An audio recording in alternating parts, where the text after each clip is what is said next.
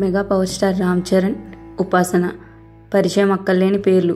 వీరిద్దరికీ పెళ్ళైన 11 ఏళ్ల తర్వాత ఒక పాపకి జన్మనిచ్చారు.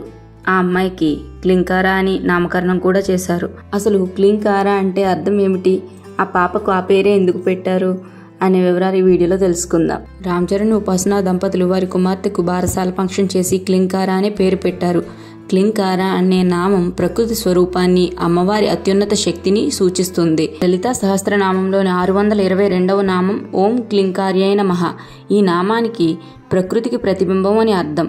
అమ్మవారి శక్తి రూపానికి ఇది మరో పేరు. క్లీం అనే బీజాక్షర స్వరూపిణి అయిన అమ్మవారికి నిరంతరం మానవులకి మానసికంగానూ శారీరకంగానూ ఉన్న కొన్ని రకాల కోరికలను తీర్చే మాతృస్వరూపిణికి నమస్కారం అని దీని అర్థం.